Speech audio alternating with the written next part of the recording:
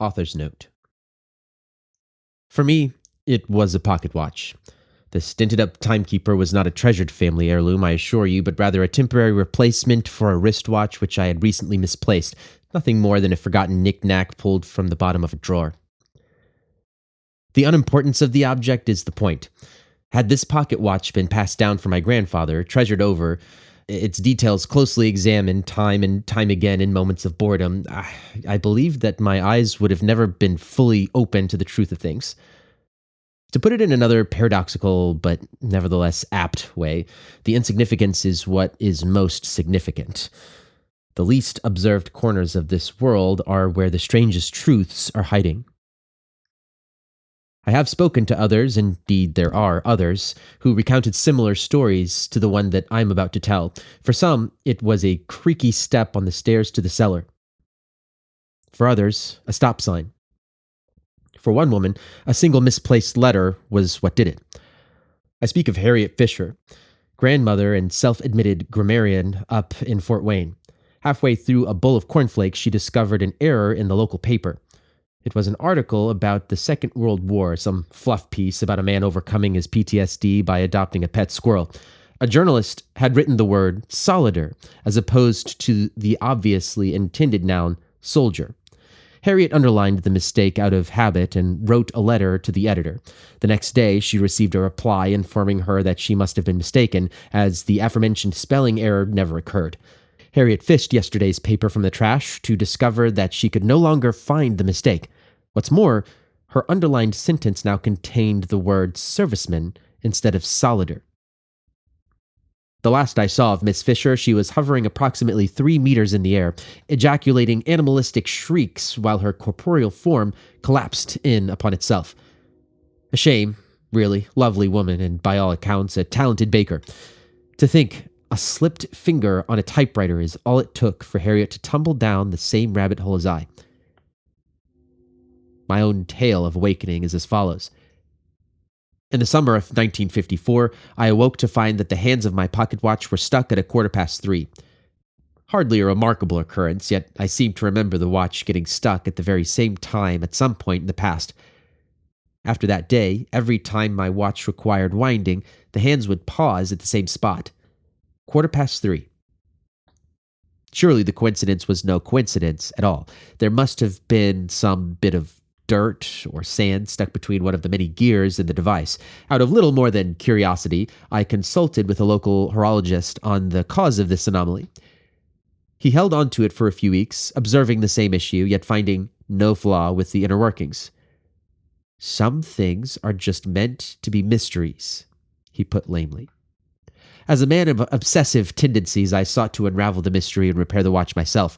It is then that I gradually began to notice something far stranger. In repeatedly taking the clock apart and putting it back together, I discovered that the number of gears appeared to be changing by the day. Monday, 5 gears. Tuesday, 4 gears. Wednesday, 4 gears again. Thursday, 6 gears. There was no discernible pattern. Stranger still, the pocket watch hardly seemed to be the same pocket watch each morning. One day, the numerals on the face would have a slight roundness to their edges, while the next, those same numerals would appear more rigid. Scratches and other various imperfections on the bronze backside of the watch would move around like the gradual shifting of constellations. I felt as if each night someone was sneaking a new, almost identical pocket watch into my bedside drawer as I slumbered. Months of preoccupation with this problem led me to no logical conclusion, and a new idea occurred to me. Perhaps this phenomenon was not contained only to my pocket watch. Perhaps it could also be found in the creaky spot on a staircase, or in the position of a stop sign, or in a misplaced letter.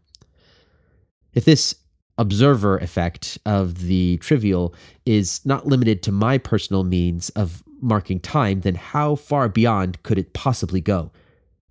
I fear there is a desolate truth which knows no bounds. It stretches from one end of the universe to the other. Its hands reach backwards and forwards in time. It is in your DNA. It is in your memory. It is in everyone you have been and everyone you may become. Even the words on this page are not immune to the existential sickness. The truth is, We are living in a world whose innermost mechanics are broken beyond our repair. I do not say it is broken beyond repair, but beyond our repair. I am about to make a grand claim that others have made before me, but I believe that I speak with far more authority and expertise on the subject of our own existence. I have found what many have searched for, but unlike those weary scourers, I have brought back indisputable evidence from my travels to strange lands. Are you still watching, dear reader? Lean in and listen to the following words. You are not alone. From the Clockmaker, a guide to cosmic orology in our corner of the omnisphere, by John Remington Lewis, copyright 1964, excerpt provided courtesy of the Milford Public Library Local Author Archives.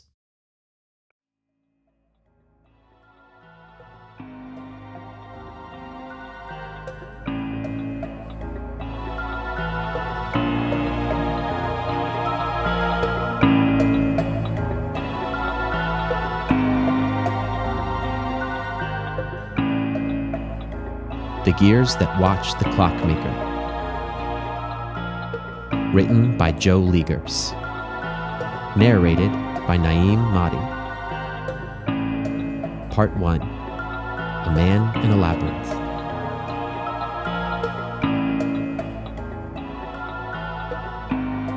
For Alex Luegers, My Island on Dark Waters.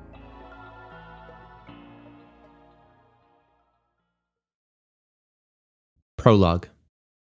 Another place, another time. The Book of Changes rests in a dark place, not quite sleeping, not quite awake, but suspended somewhere between the realms of the forgotten and the remembered. It sits in a locked box, hidden behind a loose stone in a seldom visited cellar. The journal's pages are charred around the edges, having been narrowly rescued from the first attempt at its destruction. Observation of the contents would reveal a non-linear mess, pages filled with the frantic scribbling of dreams, memories, and theories about the broken clockwork of the universe.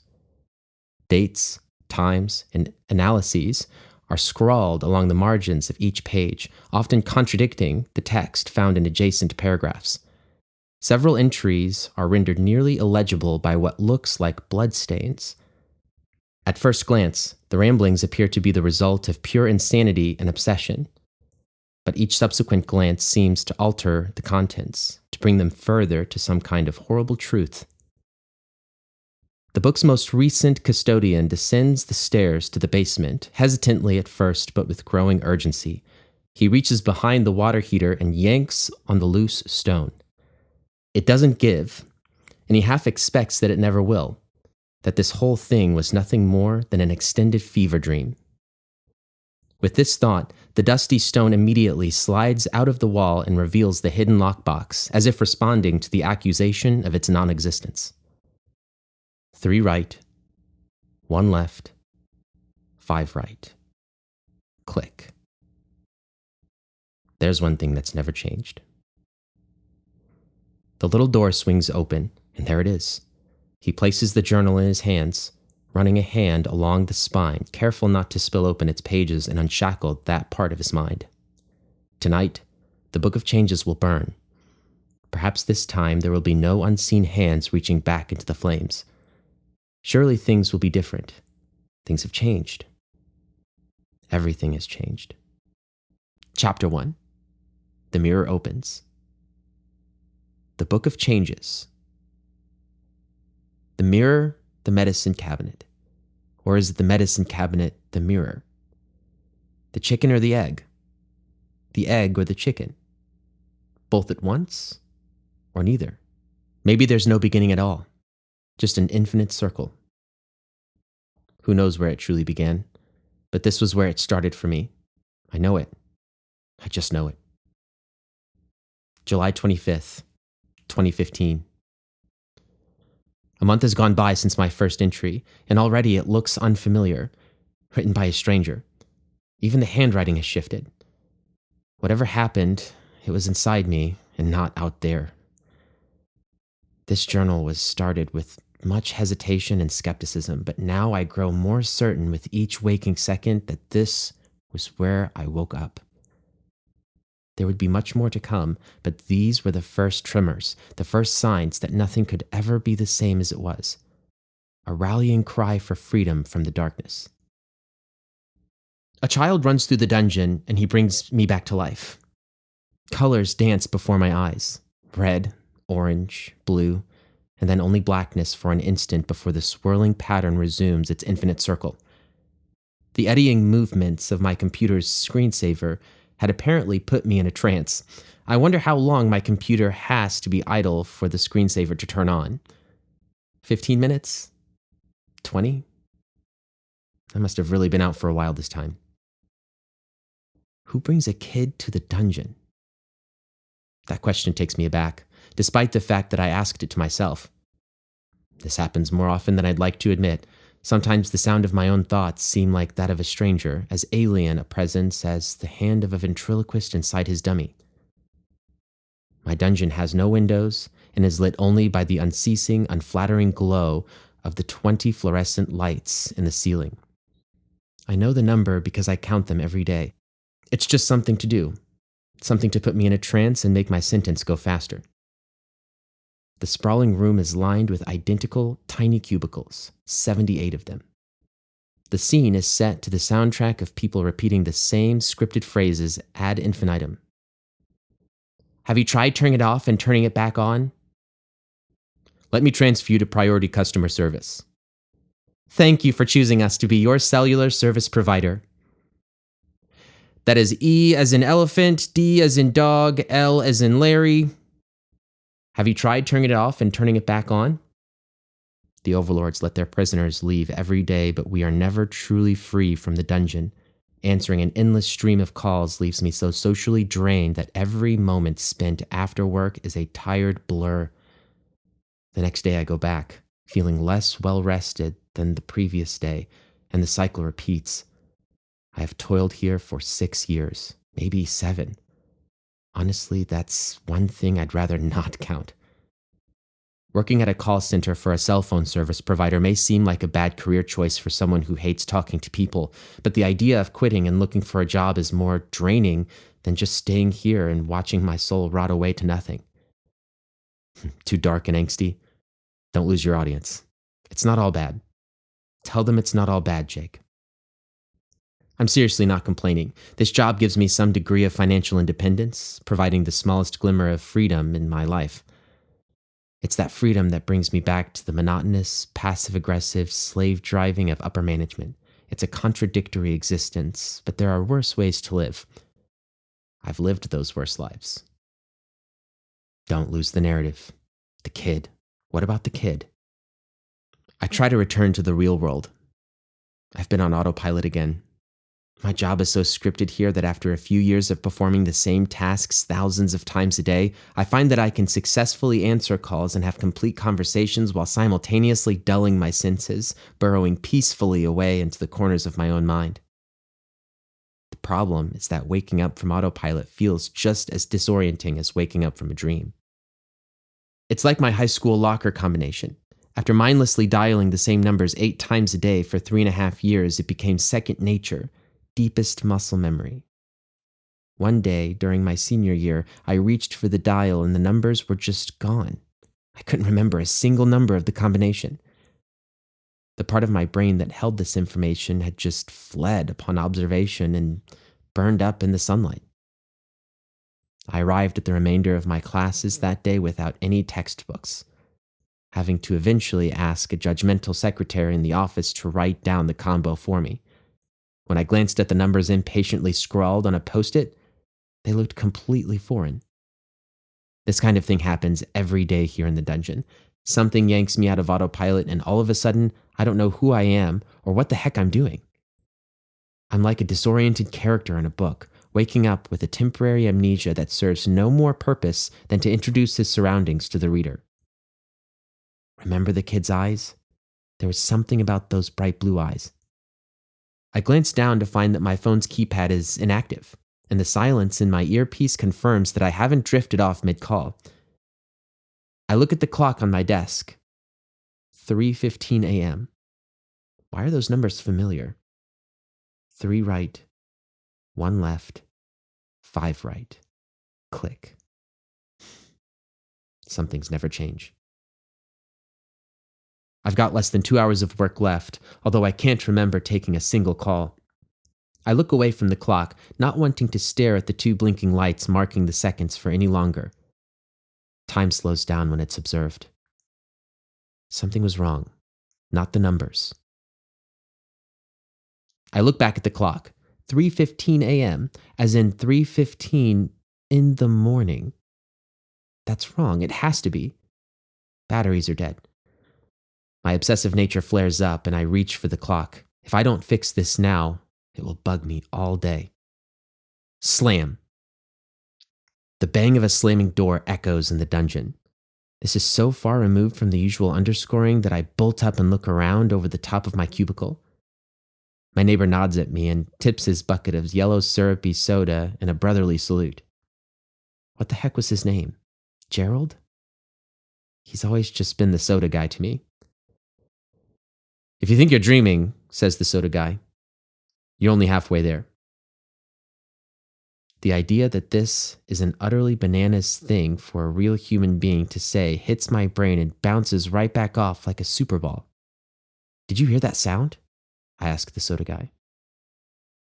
He pokes a button on his keyboard, putting his customer on hold without comment or explanation, all while balancing the soda in his other hand with the dexterity of an acrobat. The kid did it, says the soda guy. Jerry. His name's Jerry. The kid did it, says Jerry again, flinching and repeating himself like a broken record. He ran straight across the dungeon and out the fire escape. Is he with you? No, I start to say, but pause. You call this place the dungeon too? Apparently I do, says Gerald, who is quite suddenly no longer a Jerry. He sets down his cup of tea. You better go get that kid. Did you see his eyes? There was something about those bright blue eyes. Why should I get him? I'm not his dad. Just thought you might remember him, says Jerry, picking up a tea, which is now a soda. He pokes a button on his phone again, deciding that a conversation with a confused old man fumbling with his cell phone is more interesting than whatever was happening here between the 2 of us. Or was it the 3 of us? Now that Jerry, mentioned it, that kid did look familiar. Those blue eyes, an impossibly sharp and piercing blue. Those were eyes that I knew a long time ago. I stand up again and look over the sea of cubicles to the big fire escape doors across the room. Driven to escape my overwhelming boredom, I leave my cubicle and walk past the multitude of slaves inputting survey information into boxy, outdated computers. I avert my eyes from the faceless faces as I pass, not wanting to see their curious glares. Upon reaching the fire escape, I curl my fingers around the big, industrial handle. It feels like nothing at all. I push, and at that exact moment, all of the panels of fluorescent lights go out in the dungeon. Not one at a time, but all at once, leaving me in the crimson glow of the exit sign. Crap, I whisper, looking for a hole I can go crawl into before the managers turn the lights back on. When I glance out of the escape doors, confusion dawns on me for the first time. I'm staring through the fire escape, which leads directly into my own bathroom, room C15 at the Great Lakes Living apartment complex. I'd never taken the fire escape before, but it always seemed safe to assume that the fire evacuation plan did not involve fleeing through a wormhole to my bathroom 10 miles away. I guess I drifted off during that part of the orientation video. The ordinariness of my bathroom only makes the situation more jarring to the senses. Hey, look, I can see my toilet from here. Nice to see you again, shower. A little clock on a triangular shelf in the corner blinks those same numbers, 3:15 a.m. I look at the mirror hanging over the sink. The mirror looks back at me.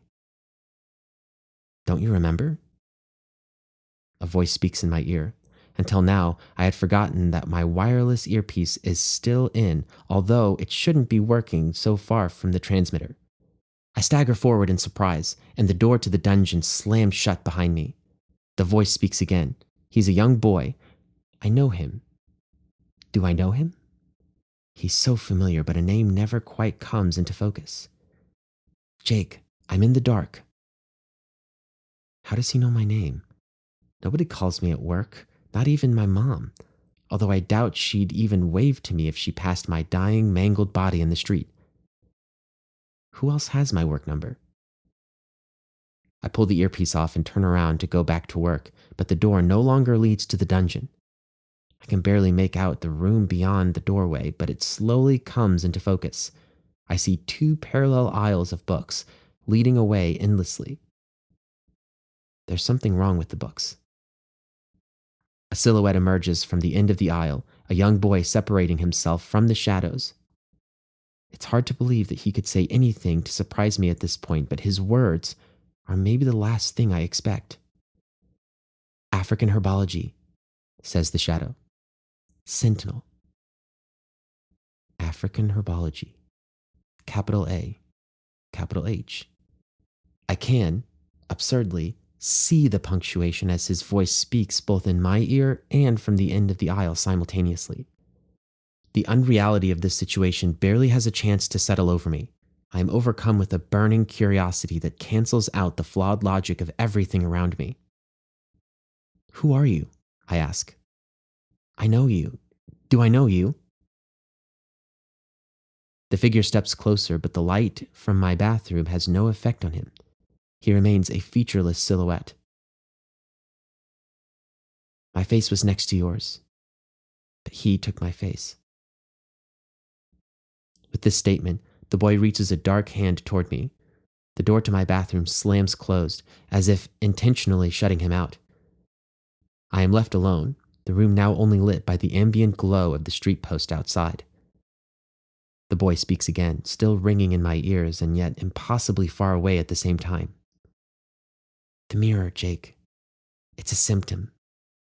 How could you forget? Open it. Feel the light of day for the first time. I look at the mirror. The mirror looks at me. I reach to the mirror, and it reaches back. Hands move and hands meet. We touch. Of course. A switch has been flipped, and I've gone from utter confusion to a euphoric revelation in the span of a second. My head has never been so clear in my life. How could I forget? I look at the mirror, and it begs me to open it. From somewhere inside of me, I hear a plea of a different kind. Please. No. We can't do this again. You know where this road goes. To everywhere. And nowhere, I tell myself, reaching toward the corner of the mirror. My fingers curve around the bottom edge of the glass, and I pull. It comes forward, and my heart starts racing in excitement. Before I'm able to open the mirror all the way, I hear a car passing outside my window, and its headlights fill the bathroom with a burst of light. Deja vu crackles through my entire consciousness as my eyes readjust. The feeling of having been here before is so strong that it is as if I am slipping out of time entirely. This moment has happened before. It's happening now. And it's about to happen again. I ask a question that only makes sense as the words leave my mouth, but soon dissipate into non-meaning. When is this? Is this now? Or open the mirror? It is not a question. I do as he says, turning the mirror on its hinges. Behind the walls of my apartment, I can see ancient, dusty gears that move and dance in ways that elude description. I'm somehow certain that these gears are not just behind the mirror, but behind everything. It is as if I have torn away a sliver of the world and am seeing something I'm not supposed to. It's both alarming and disorienting, like looking down at your stomach and seeing nothing but exposed organs. From the exact point I'm standing, I can just barely make out a tiny opening far away through the miles of machinery, an opening created by nothing but chance. If even a single one of the thousands of gears were to turn ever so slightly, my vision would be completely blocked. In the place beyond the machinery, I see something move, something reacting as if it sees me seeing it. Through the winding gears, it reaches to me. And I reach back. Chapter 2. Are you still watching? The Book of Changes. Am I crazy? Keeping a notebook full of the inconsistencies I've been finding in the world around me sure seems like a big step along the road to insanity. I hope that's what it is. Mental illness would be a relief, because if the things I've been seeing aren't just in my head, but actually out there, I don't know. Can I say that I'd rather not live in that world? A few weeks ago, I had a dream that wasn't a dream, and then my life changed forever. Not for the better, not for the worse. My life has changed for the weird. Schrodinger's mirror. I feel it now in the next room. Amorphous, nebulous. Not one thing or the other until my attention drifts in its direction. I look and it snaps into place. I look away and it bursts apart into clouds of possibility. Are you still watching? Yes? No? I stared blankly at the TV in my living room, not quite remembering when I had woken up, or if I had ever fallen asleep. The seam between my waking and dreaming lives was practically non-existent. I could almost remember stumbling here from the unstable wormhole in my bathroom, sitting on the couch and watching with detachment as reality solidified around me. The TV asked me a question. You awake, man? I'm not playing one more episode until I see some signs of life. I'm awake. Really? Yeah. I made a big show of keeping my eyes open and doing other assorted things that awake people do. A few seconds of this act earned me a well-deserved blink, although my eyes seemed to get stuck halfway through and stayed closed. If you're awake, then how exactly are you having a conversation with a sleep timer? Netflix had a good point there. I shook my head, and the words on the screen went back to normal. Are you still watching? No? Yes? No, I said. In response, the TV turned itself off with a click, which was something I wasn't aware it could do. I rubbed my eyes, trying to work up enough motivation to stand up and go to bed. This whole dreaming about being at work thing was incredibly draining. At least I got paid for working when I was awake. I needed to bring up this involuntary overtime to my supervisor. There's this theory that dreams serve the evolutionary purpose of preparing us to face our worst fears. Prehistoric humans would confront snarling beasts in their dreams, preparing them for the very real threats that might be encountered in the daytime. How depressing would it be for my ancestors to know that their descendant spent most of his dream life working in a cubicle? Please, Mr. Sandman, bring me a monster next time. I stumbled through my dark living room, the scenery as featureless and undecorated as the day I moved in. The ceiling creaked from footsteps of my upstairs neighbor as we did our nightly dance together. That was very much the extent of our relationship. I couldn't tell you the name of the person in the apartment above me, but I knew all too well the sound of his movements late in the night. The bathroom and bedroom stood before me at a crossroads. Just having the energy to brush my teeth would be a small victory, but I was determined to emerge victorious. Maybe brush your teeth before you sit down to watch TV. It's not that complicated. Shut up, me. I chose the bathroom, still fumbling over the controls of my tired body. Dim light from the street lamp outside shone in through the tiny window, and I could just barely see my reflection in the mirror. Open the mirror, Jake, I told my reflection. Open the mirror? What the heck did that even mean? Brief glimpses of my dream came back to me, and deja vu tapped me on the shoulder. In my dream, I was standing right here, in this very spot, reaching for something. And then, what? It went dark from there. I spotted a tiny white speck in the bottom left corner of the mirror, probably a small drop of toothpaste, and pressed my thumb to the glass, trying in vain to rub it away. The speck didn't even smear, and it was oddly warm. My fingers curved around the bottom edge of the mirror. Open the mirror, Jake. 4 things happened over the course of the next few seconds, so seemingly small and insignificant at the time, but in retrospect, this may have been the most important moment of my life. 1. In the same instant that I reached forward to wipe the smudge off of the mirror, a car passed by on the street, its headlights filling the bathroom with light. 2. I wondered why someone would be leaving the apartment complex at this time of night, and then glanced over at the clock. 3. The digital clock watched me from the triangular corner shelf. My tired eyes were still blurry, and the numbers 3:15 a.m. smeared across my vision. 4. Deja vu does more than tap me on the shoulder. It grabs me by the ankle and pulls me into its icy depths. I would spend months obsessing about this moment, running over these seconds again and again in my mind. That feeling of deja vu was like a tiny opening, a window tearing open in the fabric of my life. Had I taken a different action or motion in those few seconds, the window would have closed on its own, leaving me completely oblivious to the significance of the moment. But I did not let the moment pass. I saw the window open and climbed through without hesitation. The car outside screeched off around the corner, completing its momentary illumination of the bathroom. I pressed my thumb to the glass again, and the hair stood up on my arms. The speck wasn't just warm. It was hot. A beam of pure sunlight coming from nowhere. A memory hit me, crawling up from the deepest landfills of my mind. I've been here before, doing these exact same actions. The memory was so vivid that it played out before me like a movie. I could practically hear the reel spinning and smell the popcorn. In this memory, I was standing here in my bathroom on a night just like this night, experiencing this exact same set of circumstances. A car passes by Jake's bathroom window. He looks at the clock, seeing the numbers 3:15 a.m. shining away in crimson light, a stunning contrast to the black and white of this flashback scene.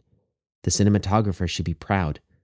Jake reaches for the mirror to wipe off a smudge in the bottom left-hand corner. On that night, so very much like this one, he opens the mirror, revealing the inside to be a medicine cabinet. The audience gasps. Our hero removes a toothbrush from one of the mostly unoccupied shelves. We, the unseen watchers, can safely assume that this is a nightly routine. I was now 100% awake, tugging away at the edge of a mirror which would not budge. The right corner yielded the same result. The cognitive dissonance left me dizzy. I was simultaneously aware of the fact that my bathroom did not have a medicine cabinet, yet I could vividly remember using one. After brushing my teeth, I couldn't for the life of me remember where my toothbrush lived. I didn't own a toothbrush holder thingy, so I put it on the edge of the sink. But that didn't feel right either. It sat there, as out of place as a mustache on the Mona Lisa. I returned to bed and stared up at the rippled texture of the popcorn ceiling, thinking about exciting things like toothbrushes and mirrors. Creak, creak. My neighbor's feet spoke to me overhead as I counted the dots on the ceiling. I used my creak translator to decode the message. Creak, creak. What's wrong, Jake? The toothbrush, Mr. Creak. That's what. Where do I keep my toothbrush? I tossed and turned in bed for what felt like hours, thinking about my dream and the mystery of the missing medicine cabinet. What had Jerry told me? If you think you're dreaming, you're halfway there. The dream had contained pieces of a memory, but where fact met fiction was impossible to tell. It felt like there was some fundamental piece of information that I was not seeing or understanding, like there was something that I needed to remember. Maybe the mirror used to have a medicine cabinet, but the apartment complex was eventually remodeled, and they were removed. I forgot about it until just now, having only been reminded of its existence by a psychedelic dream featuring a shadow child. Creak. Seriously? Okay, maybe this theory was needlessly complicated to the point of stupidity, but it would have to work for now if I ever wanted to fall asleep. Just when I thought this sleep would never come, it arrived unannounced. In the instant that I detached from the waking world, I thought again of the shadow boy. There he was, hovering over my bed right now, watching me. I drifted upwards, lifting off my bed and into the oblivion of a dreamless sleep. The shadow followed me there. Call me Alice. I've stepped through the looking glass and gotten lost on the other side. Did I discover a magical world where people talked backwards? No. I am envious of the Alice that faced the Jabberwocky. My demons are like shadows in the corners of my vision, moving when I turn to look, impossible to ever truly stare in the face or confront. Call me Dorothy. I've walked down the yellow brick road in an unfamiliar world full of familiar faces. I have been to the Emerald City, pulled back the curtain, and spoken to the man at the machinery. Call me Ishmael. I am on a doomed ship, captained by a madman. I am a seemingly minor character in someone else's story, unwillingly brought along on the hunt for a leviathan that looms beneath the surface. Or call me Jake. The truth is, I don't really know who I am, where I've been, or where I'm going. My life feels like nothing more than words on a page, subject to change at any moment, revised by the unknowable whims of an author. I'm not supposed to see the changes, but I can. I used to have a medicine cabinet, I'm sure of it. But now it's a mirror. What it might be tomorrow is out of my hands. Chapter 3. The Periodic Table of Sinbad Movies. The Book of Changes. The medicine cabinet was the first symptom that I noticed, but there's been more since then. That's why I started this journal, to track the changes, to try to find some kind of pattern, to maybe understand the hows and whys of my life. When did I get this journal? I can't say for sure. As soon as I felt I needed one, I had one. It emerged into my life, fully formed through some kind of immaculate conception. Here's a question. How far beyond the mirror does it go? What else is subject to change? Update. It goes on forever. I've come to the same question as others before me and arrived at the same answer. The desolate truth is this. There is no end. I have followed a path that stretches out endlessly in darkness. It was in my hands. The next morning, I found myself standing in my bathroom and holding a mirror in my hands. I can't tell you exactly how I got there or how I somehow managed to unscrew the mirror from the wall in my half-asleep state. 4 little screws sat on the sink next to my toothbrush, lined up in a neat little row. Could you call it sleepwalking that brought me here? I sure hope so, because it felt a whole lot more like puppeteering. I'm not exactly sure what I had expected to find behind the mirror, but what I saw was not remarkable. There was a rectangle of wallpaper, a slightly brighter shade of white than the surrounding walls, shielded from years of humidity and sunlight. And that was it. I was actually disappointed, somehow expecting the medicine cabinet to have been hiding there all along. In retrospect, none of this made physical sense.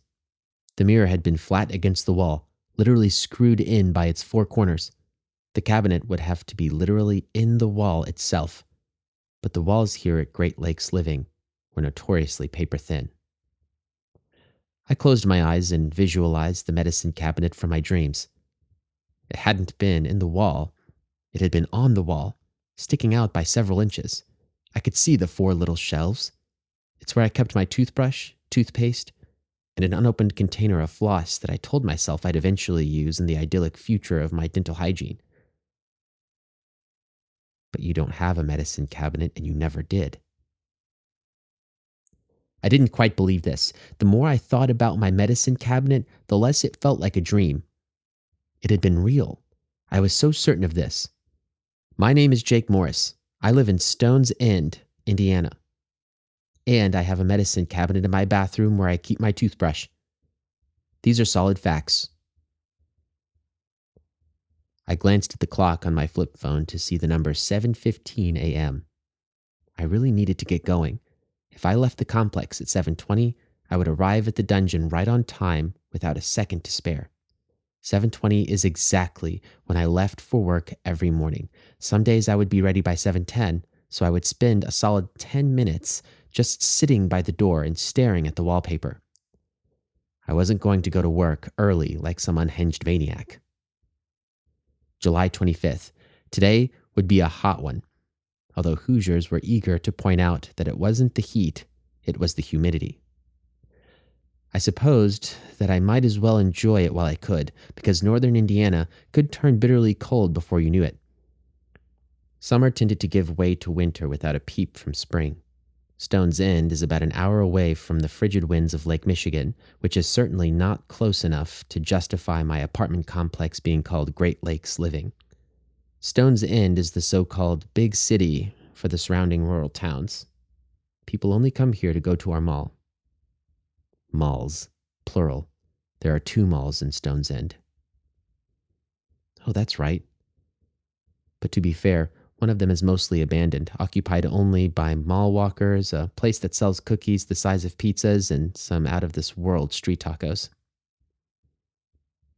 My mind was fixed firmly on tacos as I made my way to the car, taking the concrete steps 2 at a time. The gastronomic perfection of imaginary cilantro combined with lime juice apparently rendered my surroundings invisible for a moment because I nearly walked right into my neighbor. "Hey there, bud." Brad swerved around me, coming far closer than I ever wanted to be to this man, practically within breathing distance. He was this super athletic, overly friendly guy.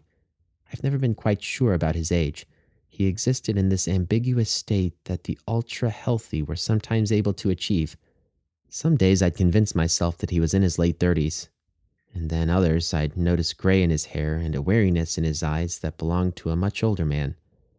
I was perfectly content and never really solving this mystery, because finding out would involve engaging in conversation with this mouth-breathing inbred. "You're being mean. Stay relatable." Okay. Brad was a genuinely nice guy. It wasn't his fault that he was human, which is a species that I generally don't care for.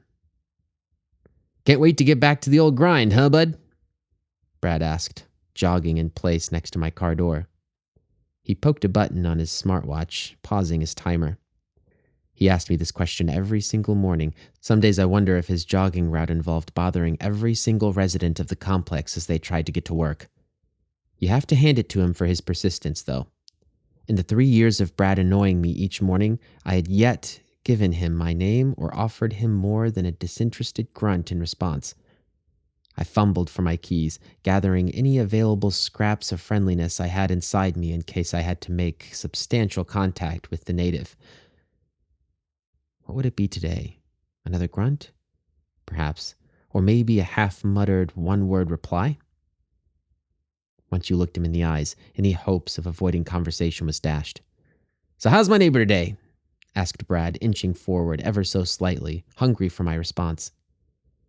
"Fine. I'm, late for work." If I cared to look, most mornings I could spot Brad waving goodbye to me in the car's rearview mirror. One of these days I was going to put my car in reverse, becoming the hero who ended Brad's reign of niceness once and for all. The other neighbors would cheer for me and crown me the king of Great Lakes Living. Maybe that would be the day I quit the call center, driving off into the sunset with Brad's body stuck to the underside of my car. Be nice. That's the problem. Niceness. Who's capable of being nice this early in the morning? Fair point. In my scramble to get away as fast as possible, I dropped my keys to the pavement and groaned. "Oops," Brad commented. "Butterfingers, huh?" "Someday I will rip off your face and lock it in a box," I replied, except it came out much more like a, "Yep." "Have a good one, buddy," said Brad, patting me on the back and jogging off. I grabbed my keys and unlocked the door, but hesitated before climbing in. Well, this was something new. For the first time in my existence, I had something to say to Brad. "Hang on a second," I called. Brad stopped jogging, and it occurred to me that this was the first time I had ever seen him standing still.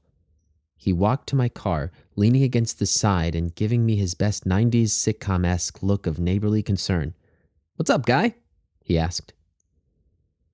"You live here in the complex, don't you?" "Sure do. My castle is down the street, apartment E27. Isn't it just a thing that we've both been here for years, but we've never really talked?" "Yeah, it's a thing. Anyway, what's your apartment look like?" His smile widened, stretching his face in ways that narrowly avoided the laws of physics. Why don't I show you, bud? You're free to come down any time and crack open a few cold ones."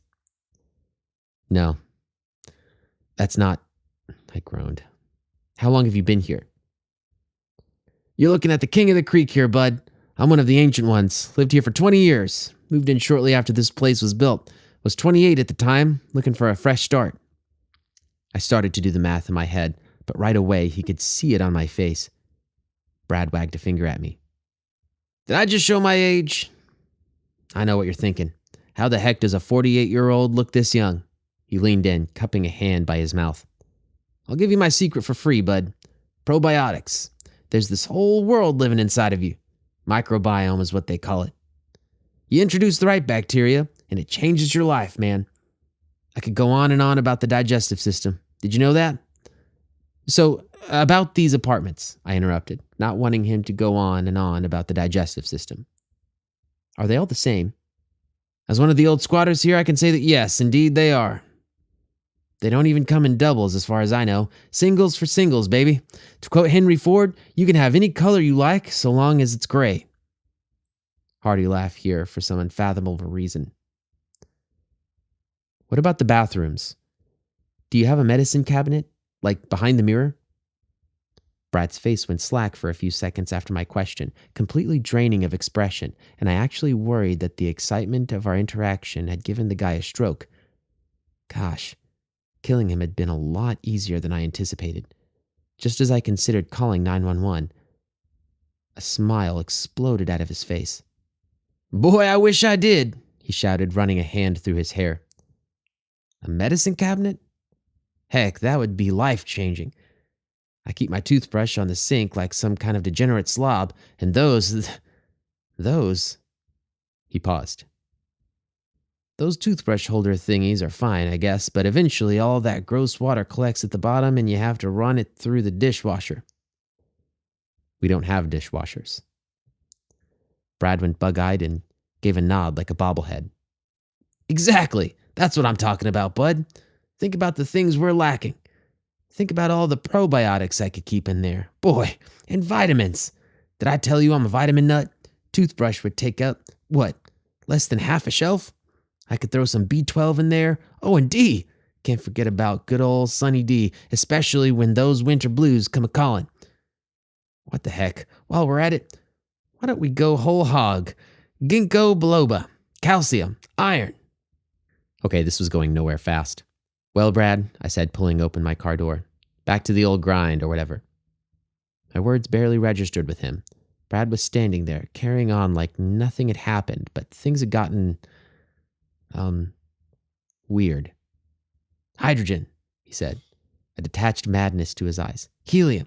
Or you can't forget about lithium, beryllium, boron. Oh yeah, so much room for boron. What the heck was this? A periodic table of elements? I waved my hand in front of Brad's face, but he didn't seem to register that I was here at all as he kept listing things, growing in speed and intensity. Nitrogen, oxygen. I snapped my fingers and Brad flinched, still talking rapidly to himself, although now listing off the stars in the Milky Way galaxy. Sol, Sirius, Vega, Mu Cephei, Betelgeuse, Betelgeuse, Betelgeuse. What was this? In the name of God, what was this? Brad, I shouted. Jingle all the way, he said robotically. Good burger, first kid, coneheads, house guest. It took me a second to get this one. Movies? No, too broad. Bad movies? Cult classics? When Brad said Shazam, I got it. Movies featuring the actor Sinbad. Ding, ding, ding. 10 points for Gryffindor. Homeward Bound 2, The Meteor Man. Brad continued miles away from reality, trembling all over as he recited Sinbad's entire filmography like it was a freaking Shakespearean monologue. Jesus Christ, this was starting to scare me. I reached forward, touching Brad on the shoulder, and he jumped as if reacting to an electrical shock. The life came back into his face, but this was the first time I had seen him as anything other than friendly and enthusiastic. Oh, he muttered quietly, shaking his head. I'm sorry about that, Jake. I'm not quite sure what happened there. He looked back toward the complex and gave a shuddering laugh. Haha, I should get going, bud. I don't know what this was. Sure, I said, equally perplexed. Take it easy, Brad. I watched him in my rearview mirror as I drove away, and for the first time he wasn't waving goodbye. He just kind of sauntered off, still muttering to himself. On another day, I may have wondered why he knew my name when I had never told it to him, but this wasn't another day. This was simply today. Carbon, I whispered to myself, still trying to wrap my head around the whole thing. Beetlejuice. Shazam. Dang. I did it. I actually did it. I broke Brad. Chapter 4. Reach Your Summit, Trademark. The Book of Changes. I don't own a screwdriver. A character study. What kind of adult doesn't own a screwdriver, you ask? Me, I tell you. I'm an adult who doesn't own a screwdriver. An aside. Whoever the heck you are is a can of worms I'd rather not quite open yet, but yes, I know you're watching me. I can't quite see you clearly yet, but I can feel you watching. There's something you need to understand about me. I left home on my 18th birthday with nothing but the clothes on my back and an envelope full of money from an emptied bank account. Room C15 at Great Lakes Living was pre-furnished with the bare necessities on the day I moved in, and I've never added to it. I don't like owning things, okay? Actually, that's an understatement. If I need something, I get it. If I can avoid buying something, I swerve my very existence around the need for it. The idea of gradually collecting stuff my whole life, dragging it around from one place to another, only for all this detritus to eventually end up forgotten in a leaky basement? It's exhausting. Ugh. My brain feels itchy just thinking about it. It reminds me too much of my... Nope. Not going there yet either. Who ordered all these cans of worms? Below, you'll find an itemized list of things that I don't own and have no plans of purchasing. A screwdriver. Scissors. Anything other than plain, solid-colored t-shirts. A can opener. Take that, worms. A pen. Pens are just pencils, but more stubborn. Yes, I sign my checks with a pencil. Die mad about it. On a slightly unrelated note, to the best of my knowledge, I've never eaten a peach. Seems like an awful lot of work. I wouldn't even know how to go about it, and I'm too proud to Google how do you eat a peach. Are you still watching? Are you wondering why any of this matters? I'll tell you why. If I don't own a screwdriver, then how the heck did I get the mirror off my bathroom wall? Scene 2. Are you still watching? Continued. Jim watches Brad in his rearview mirror, the idea that something's wrong just starting to settle over both him and the audience. He turns on the radio. Needle drop in the underscoring. Sister Christian by Night Wrangler. Everything fades to black. Simple cutaway, please. No more star wipes, Gary. It's not funny anymore. Scene 3.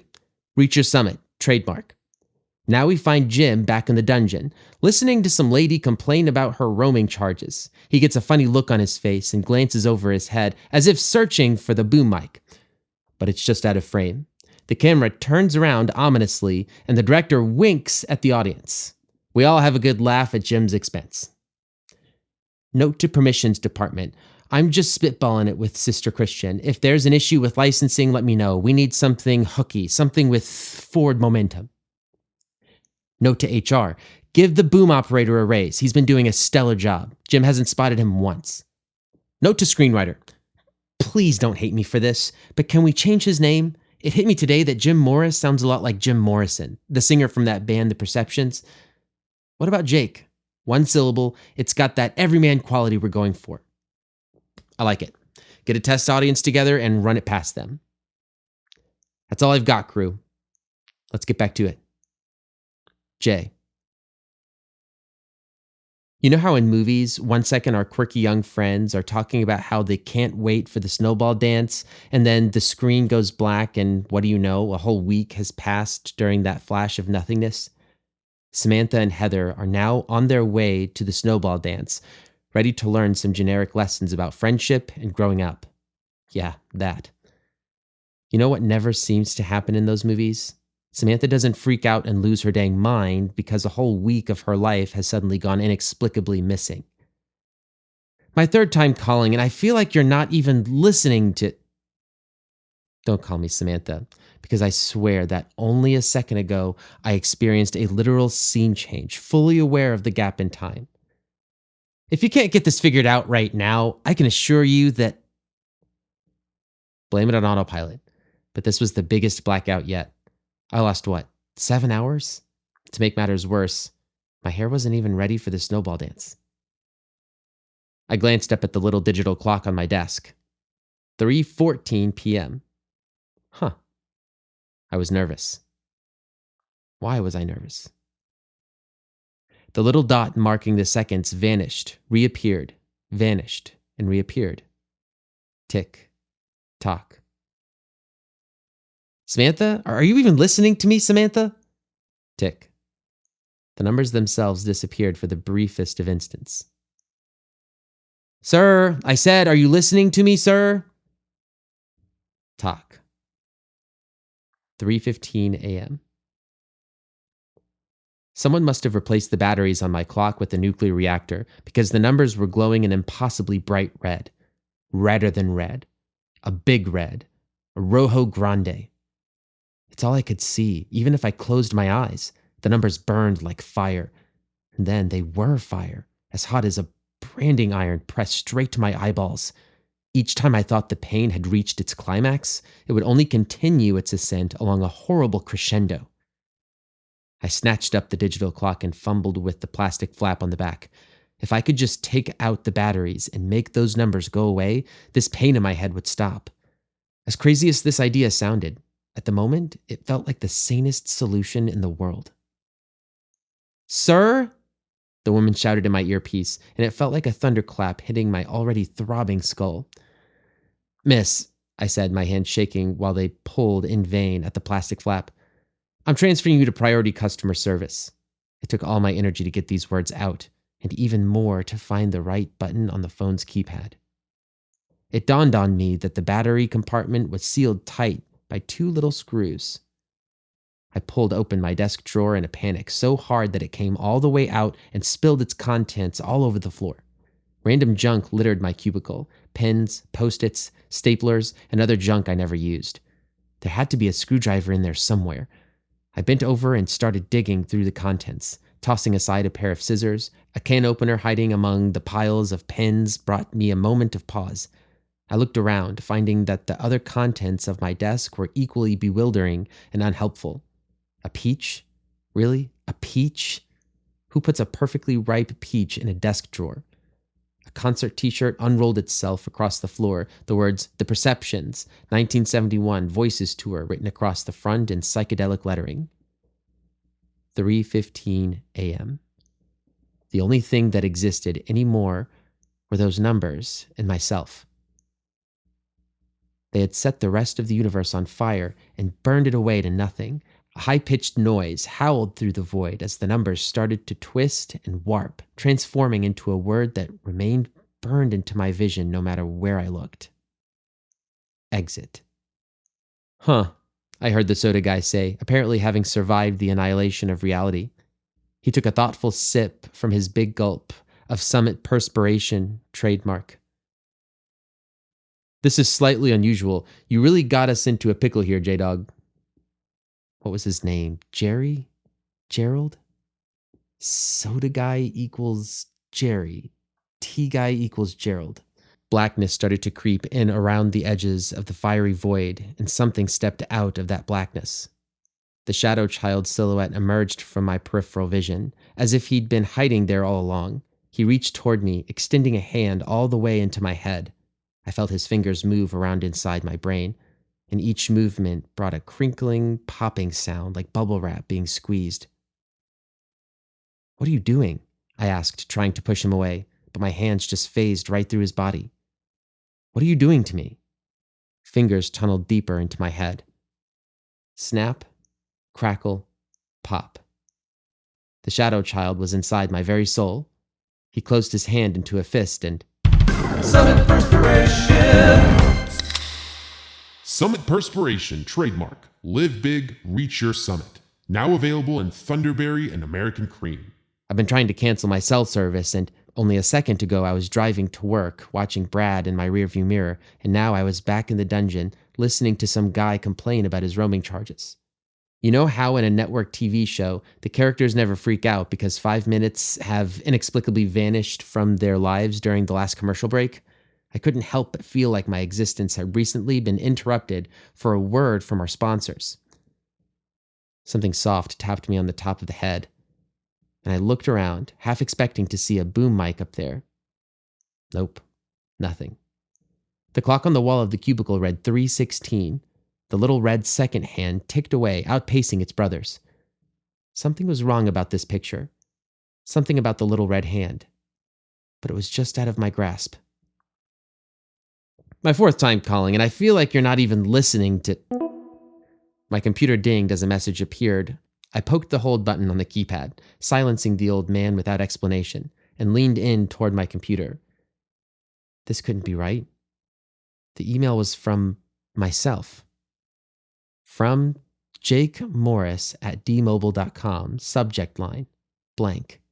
Received, 3:15 a.m. Hi, Jake. It's me, Jake. You just veered too far off track and got reset. Or, I just got reset. We? God, this is weird. How far is your window open? I'm a bit further along than you, I think. I wish I could say more, but if I speak too directly, he might notice us and we'll get reset again. This only works when we do things sideways. P.S.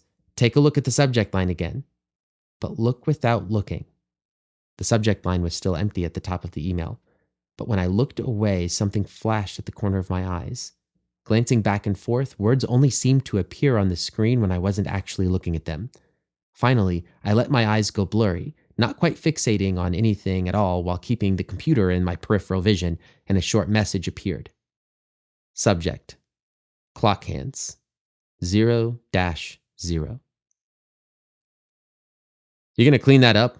Gerald waved a hand at me from his cubicle and took a sip from his industrial-sized mug of tea.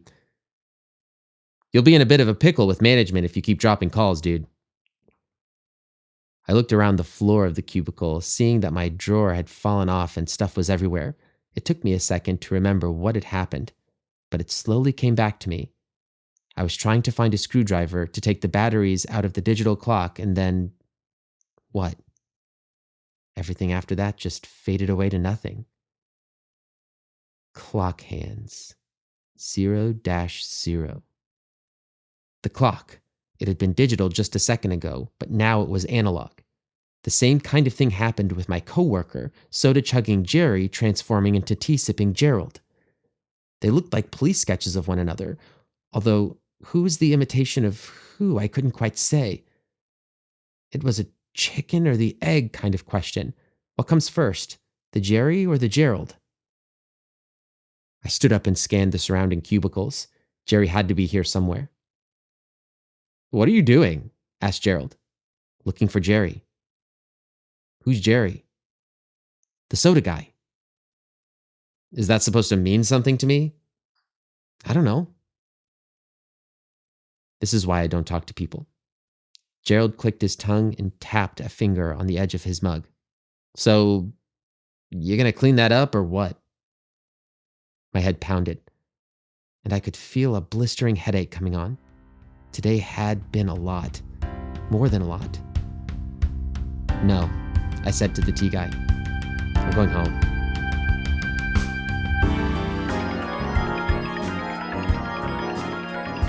You ever forget that you're driving?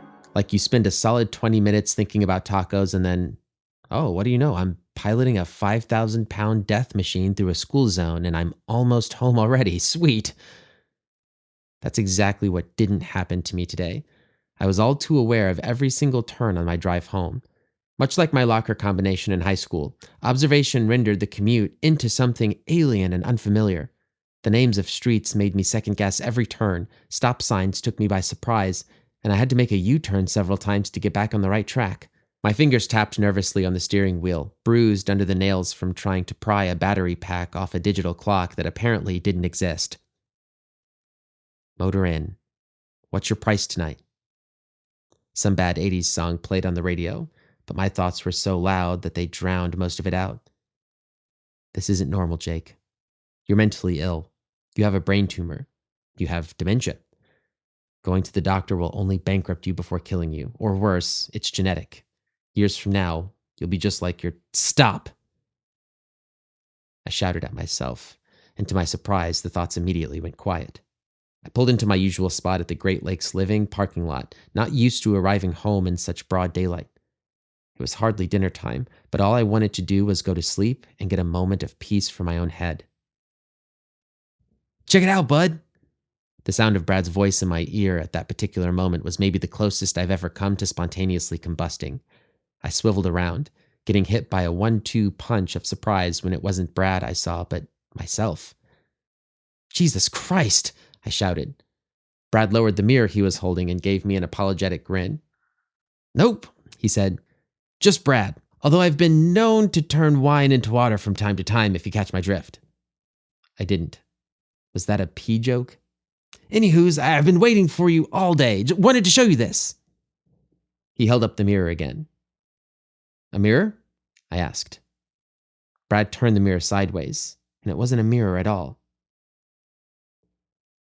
Medicine cabinet, he said proudly, slapping the hollow side of it. Thunk. Empire model, best on the market. I can fit so many probiotics in this bad boy. Oh, I muttered, still trying to get my heart rate to go down. That's really wonderful, Brad. Now I really have to get... Couldn't stop thinking about it after my jog, Brad continued. So I went and bought one.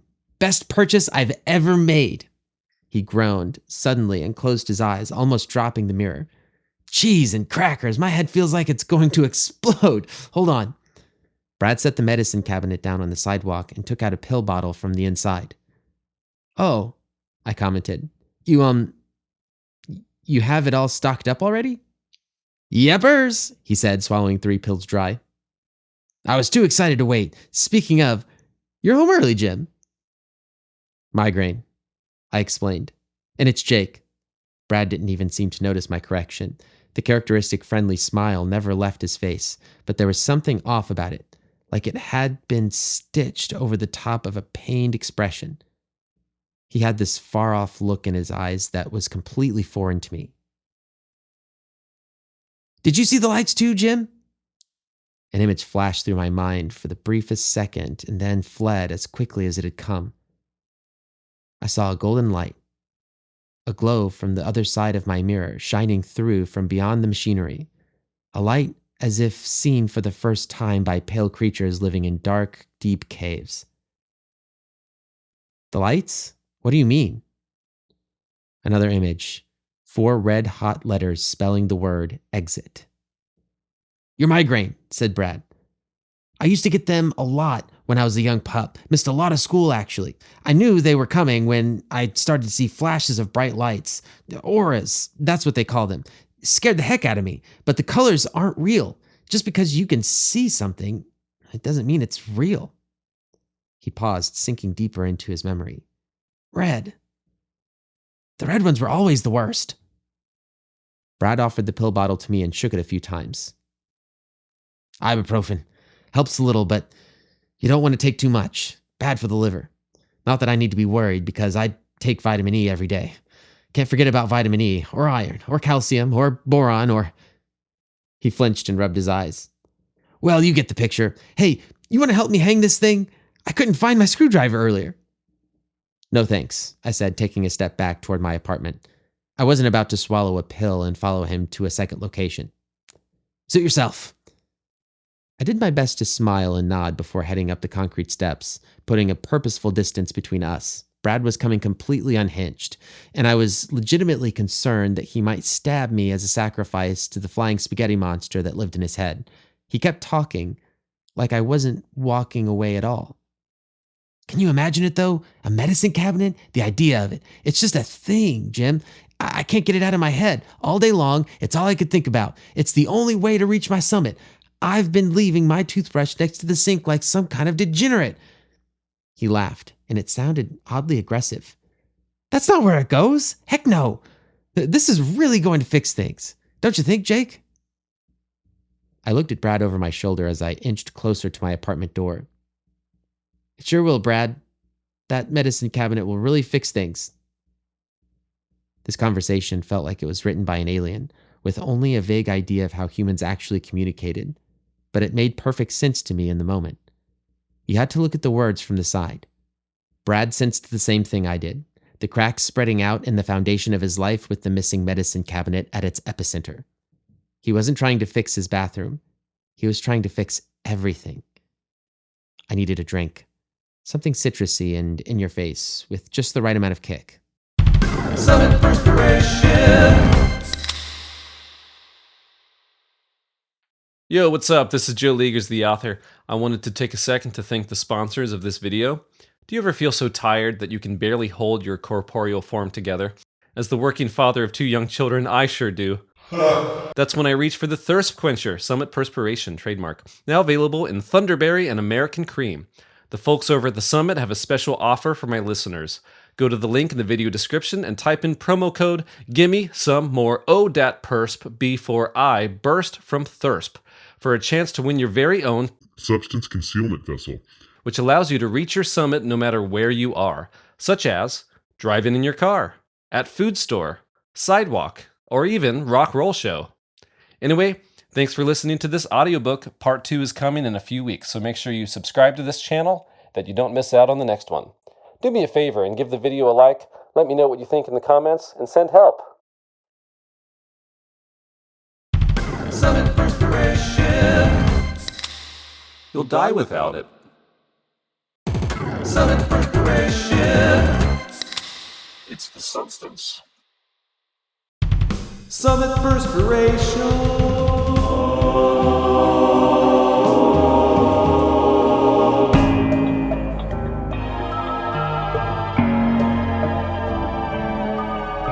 The Gears That Watch the Clockmaker.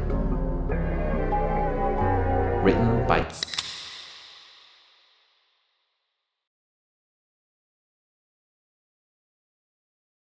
Not a Chapter.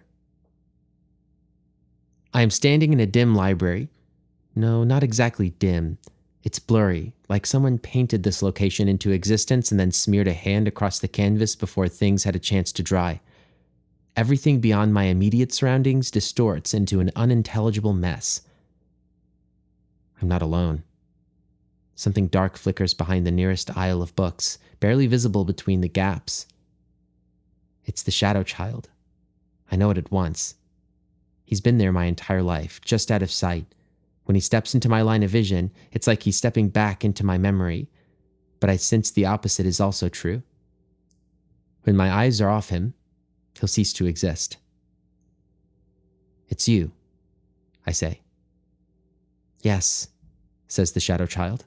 His voice sounds impossibly far away, just a distant reverberation.